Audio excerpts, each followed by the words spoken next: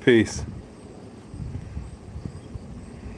So I wanted to come back on and add on to some of the things that I was building about earlier in terms of being conscious of the type of content that we're putting out and making sure that it's coming from a place of positivity and that it's empowering to others.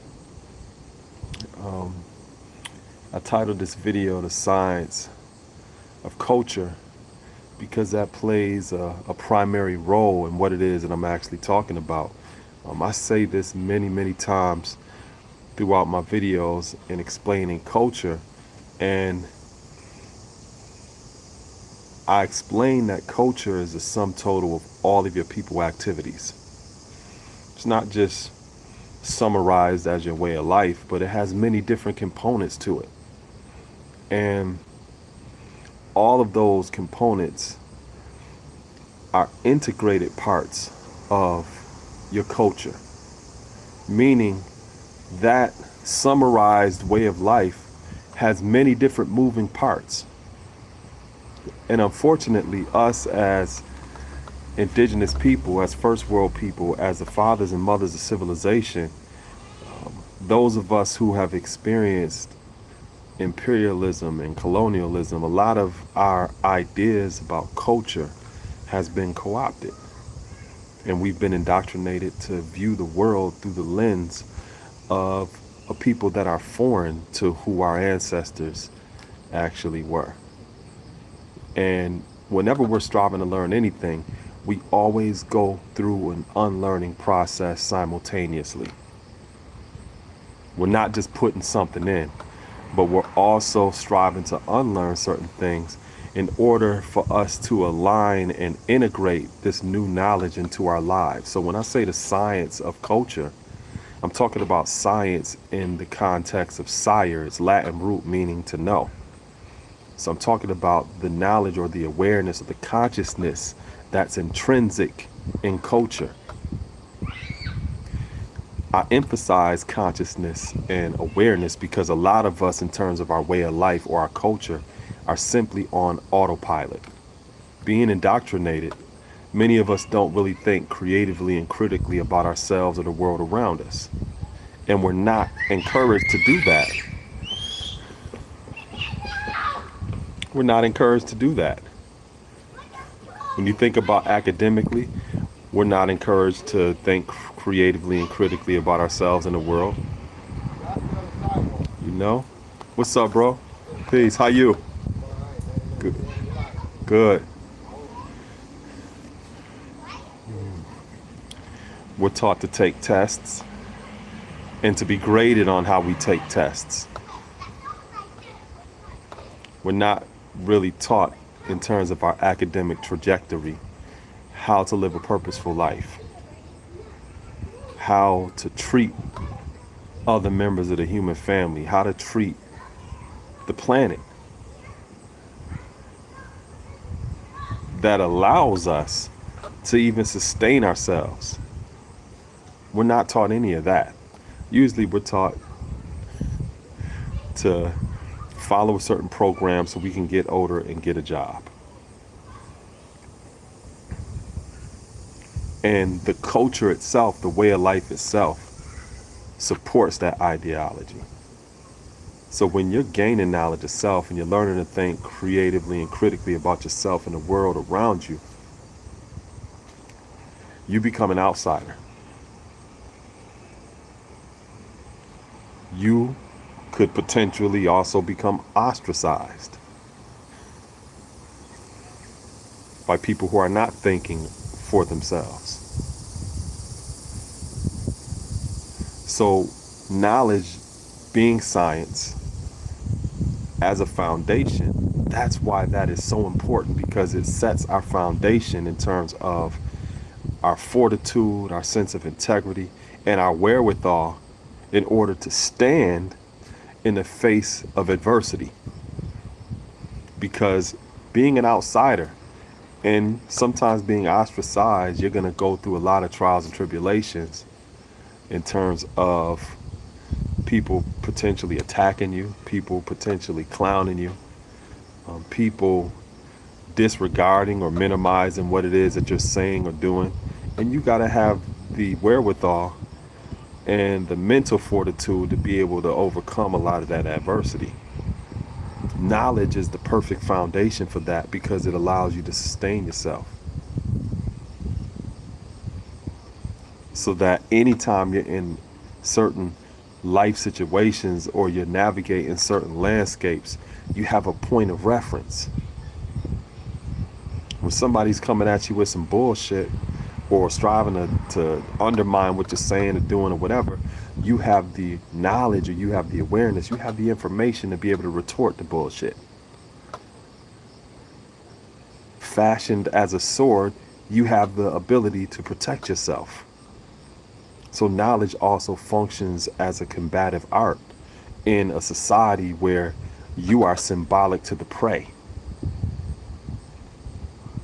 Where oftentimes your ancestors were prisoners of war and you're literally behind enemy lines living in this society. So knowledge also serves as weaponry to protect yourself. So looking at that as the foundation, that is the basis upon which we craft our culture. Our way of life is based upon that. Not just how you feel, not just what you believe. And it's a fact we got feelings, but our feelings are not always aligned with facts. So they're not reliable to lean on all the time. They're important, but they're not reliable to lean on all the time.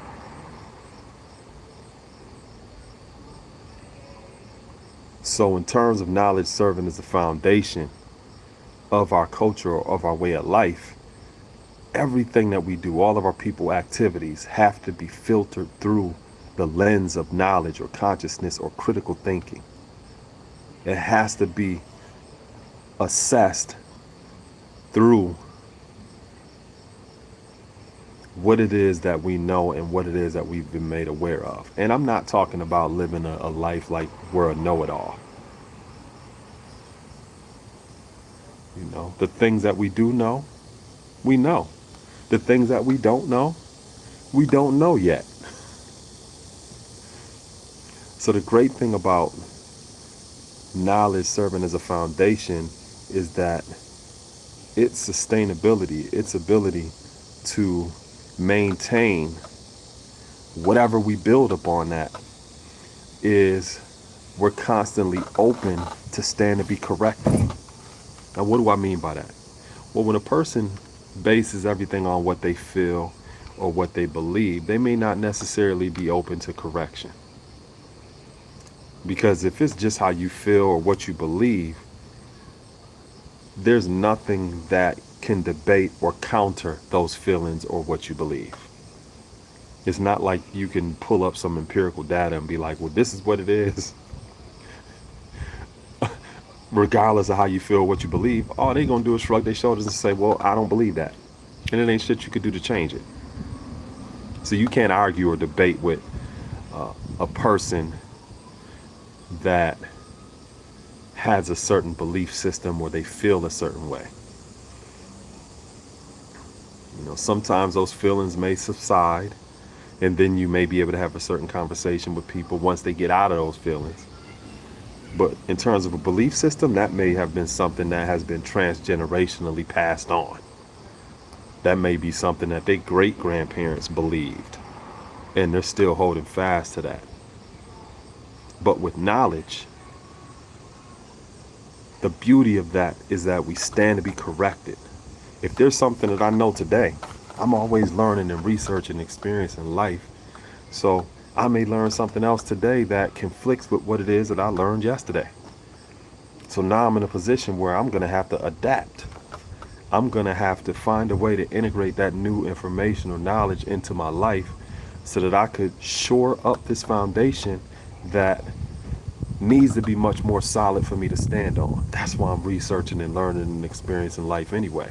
so I can constantly grow and develop. Some people don't have that perspective in life. They're good how they feel right now and what they believe. And they're good there. And it's not our job to strive to convince or strive to be missionaries or bend somebody's arm backwards in order to get them to see life through the way we see it. No, everybody has a choice and we have to respect everybody's choice. You know what I'm saying? And it's tough, it's difficult, especially when you're dealing with loved ones and you see a better way to do things. You still have to respect that people choose for themselves. You know? So knowing things, being aware and being conscious, we're always open to stand to be corrected. So if I learn something new today, okay, hey, I may have to get my attitude together and in order because I learned something new that conflicted with something I learned yesterday. But I'm open to that. I'm open to learning. Because here's the thing. The landscape that we live on constantly shifts. Constantly changes. And we have to be adaptable. Swift and changeable, but always remainable in a way where we're able to maintain a level of growth and development regardless of what we experience, regardless of what it is that we learn. Think about where you're at right now in terms of your lifespan. If you're 30 years old, you can think back on when you was 15 and see a level of growth and development, I hope. But there's things that you know now that you didn't know back then. You should always be able to reference the past in that regard if we are really dedicated to growth and development. So at the crux of the 5% way of life is knowledge of self. It's thinking creatively and critically about ourselves and the world around us and recognizing our place within this universe and the universe's place within us. And as original people, as indigenous people, as first world people, as the fathers and mothers of civilization, along with that sense of knowledge of self has to come a code of ethics. Has to come a sense of responsibility, not only for our own selves, but those who are connected to us in terms of the other members of the human family. If we see ourselves as descendants of the fathers and the mothers of civilization, then that naturally comes along with it. That sense of responsibility is intrinsic to seeing ourselves as those first world people. There is no options when it comes to that. So in terms of knowledge of self, in terms of our culture, those who say that they are of the 5%, there should be a clear sense of a moral code. There should be a clear sense of ethics that we live by. Because as first world people, as the fathers and mothers of civilization, we represent the standard of humanity. And we have to adhere and live to that standard with no excuses. And unfortunately, I see some of our brothers and sisters who still have one foot in the dead world or in that world of indoctrination and not thinking creatively and critically about themselves or the world around them, and the other foot in saying that they are the true and living God or the true and living earth, or that they got knowledge of self and all of these other buzzwords that we use that are a part of our language, a part of our culture. And I understand it. Some people are still going through that transition in terms of becoming awake and truly aligning themselves with new knowledge that they've learned and getting their attitudes in order. And everyone is on their own timeline. Some people just stop eating pork immediately, and that was a no-brainer to them. Some people really struggled with that for years. Some people grew up and they, in terms of academics, were in remedial classes.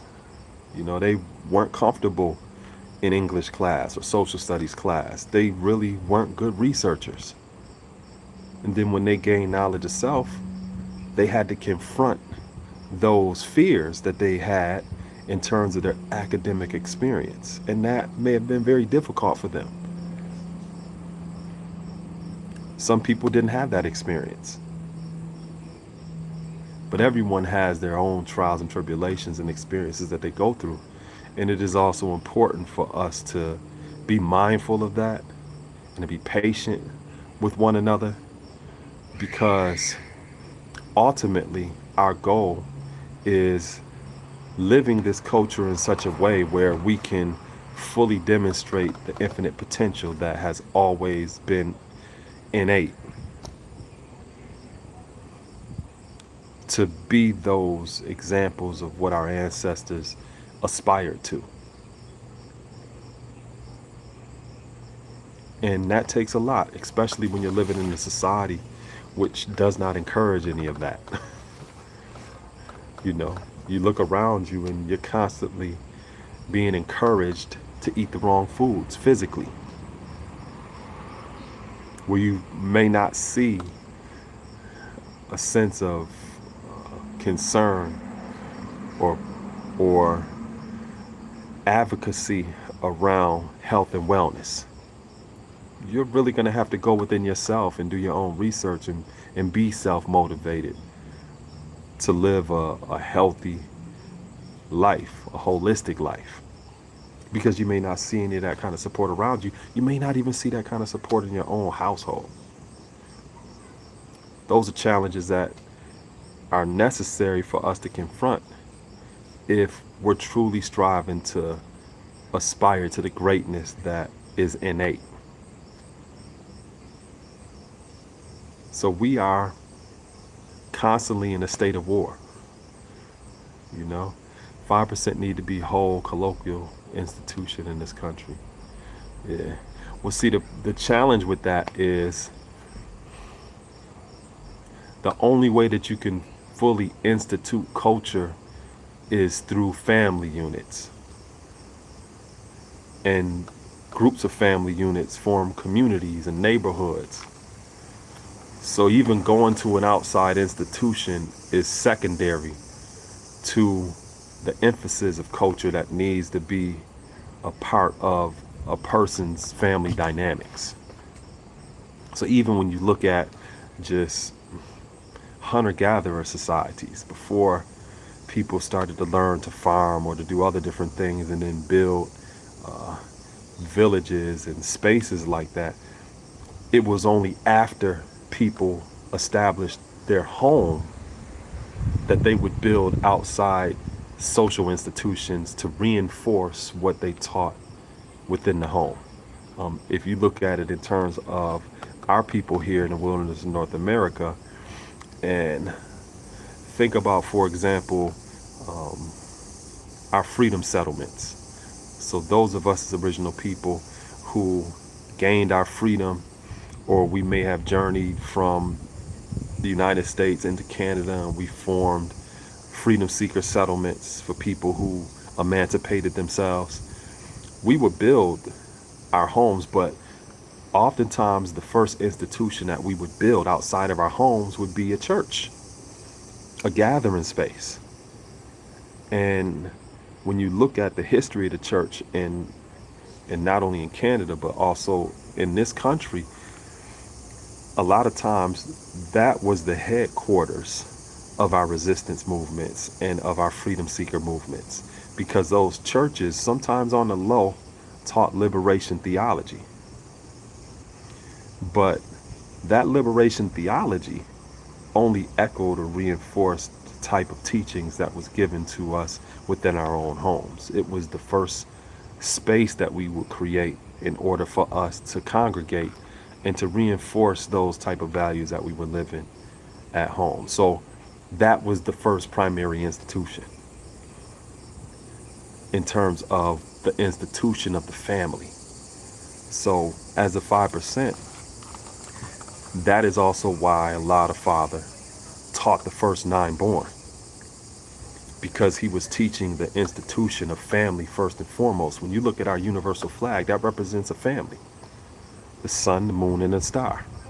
And God, number 7, being central to the family unit. So our culture is really a God-centered way of life, but it's all based upon the family unit being the seminal or the primary institution of our people and of our communities. So that is also one of the reasons why you may not see like a college course about the 5% or a whole bunch of books, because you're talking about a way of life and a culture. And it's impossible. I mean, you may be able to go to the library and see a section of books about American culture, and people are writing books about American culture every year. But that's inexhaustible. You never exhaust all of the ink in terms of writing about just American culture. We're talking about culture that is the manifestation of classical civilization. So think about how inexhaustible it is to write about 5% culture when you're looking at it through the lens of the culture really having no set birth record and no beginning or an ending. I've been asking for someone to help me learn, but I cannot get anyone to do it. Is it because I'm a woman? I really wouldn't know, but I would tell you, you can email me at atlantisbuild@gmail.com, and we can talk a little bit more. I can find out a little bit about your intentions and where you live at and how you even got exposed to this culture. And willfully, I'll be able to refer you to someone that I know in my network that's within your region. And that's typically what I do. I'm like a traffic guard. You know, having this platform, you know, I tend to be like an air traffic controller. You know what I'm saying?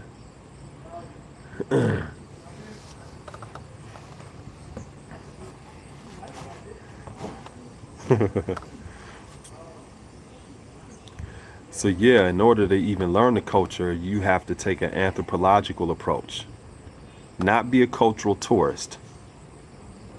You know, it's like sometimes people want to go on a cultural vacation. They really don't want to immerse themselves in the culture. You know, they want to get on a plane, you know, with Gucci suitcases and shit, to go to the rainforest to drink some ayahuasca and shit around a shaman, and then go back home to their corporate job.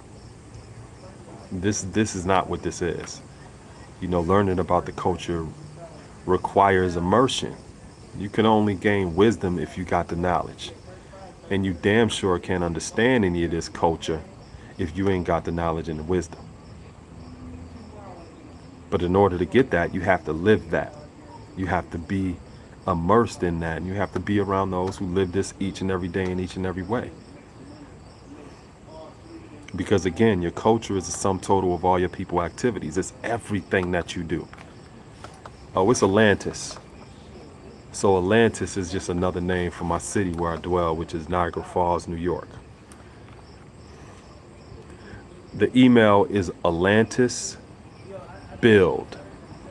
That's ATLANTISBUILD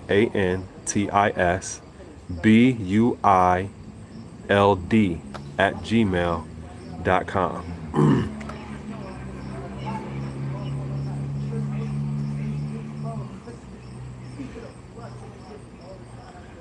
Yeah, so an anthropological approach means that you are invested in being immersed in the culture. You want to be amongst the people. You want to learn and live this culture to see its full benefits.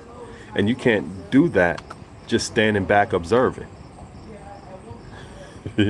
You know? It's like going to a tourist location and you only go to the tourist locations. You don't go amongst the people. You don't see how people really living. You don't see none of that. You just go to the nice manicured areas that people are able to take your money at. But you ain't going amongst in the outback or on the off road to just meet the everyday people that live there. That's how you learn about the culture.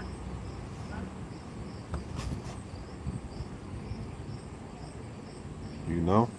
So our way of life is no different than any other kind of way of life. If you want to learn a religion, you need to go and be amongst those who live that and practice that religion. It's not enough to just read a book. What's going on, yo? It's not enough to just read a book on people who may be experts and have studied it for years.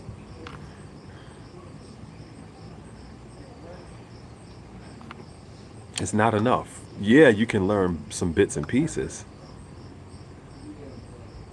right?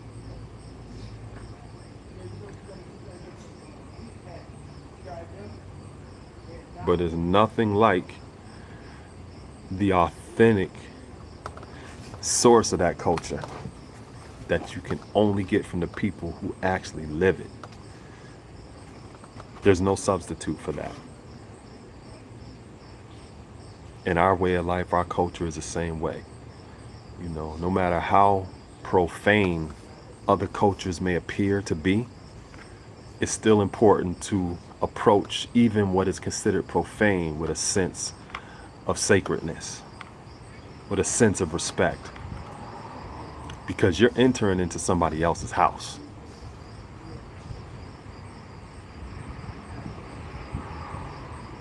Okay, G. Yeah, I'm gonna leave it up here. You know, whenever you're entering in somebody else's house, you enter into that house with a sense of respect. Even if they don't respect it, you need to. You know? So the science of culture first requires knowledge as a foundation, but there's many other elements in addition to knowledge: respect, an anthropological approach, or immersing yourself in that way of life in order to learn. You know, all of these different other elements, you know, you learn sometimes in the midst, and sometimes you can learn through the course of some of these type of videos that I share about what that landscape actually looks like, or others who may share videos about the culture of the 5%. They may give you some insight in terms of expectations or some of our principles as well as our values, but it is nothing that can compare to being around or amongst people that are living that culture. And again, even though we're living that culture or this culture, we're still learning at the same time. We're still open to stand and be corrected. So this is not a know-it-all culture, even though a lot of us know a lot. It's not no know-it-all culture. You know, it's just a part of our core values to be critical thinkers and to study, to be studious. So as scientists of life, going back to what I said initially about science coming from the Latin root to know, or sire, as scientists of life, we're dedicated to knowing. We're dedicated to learning. And that's not true with everybody, especially in this North American society. No doubt, Mia. I appreciate you checking them out. We live in a society where the culture is based upon what you feel and what you believe. And that idea or that form of indoctrination is promoted to the masses of people. 85%. 10% don't think that way. Because if they thought that way, then the institutions, the resources, as well as the overall economy would be in jeopardy. if they just got up one day and said, you know what, I'm just going to do what I feel or what I believe. No. They don't operate things according to that mindset. But they encourage everybody else because that keeps everybody a slave to mental death and power. It keeps people subservient. It keeps people working these labors of what they think is love in order to consistently enrich the 10% who are making slaves out of them. So this 10% are the people who are in control of the resources, who dominate the economy and the institutions. They're not operating on just how I feel and what I believe. No. They don't have the luxury to do that. They're doing things by the numbers. So when we say we deal with supreme mathematics, we're also doing things by the numbers, but the numbers that we do things by is supreme. Theirs are not. So I will, this was inspiring, it was empowering, it was educational. I just wanted to come on for a minute and just build with all of y'all and just share some things that was on my mind. Sometimes I get in the mood to do that. You know, most of the time I'm just doing my work. But again, if y'all wanted to reach out to me, my email is atlantisbuild@gmail.com. If you're looking to connect with somebody, I may be able to connect you with somebody that's in your region. If not, that's cool too. You know, I just appreciate y'all taking the time to just tune in. You know what I'm saying? Because there could be a lot of things that y'all could be looking at. The Shade Room always got shit on there you could look at. And sometimes it'd be entertaining to me too. But I don't invest a lot of time in looking at that, you know. I just got to make sure that I'm in tune with what's actually going on, so I know where to actually reach people based upon whatever resources that I could add onto their life. But I appreciate y'all just taking the time to tune in though. So I'll be with y'all again another time. Peace.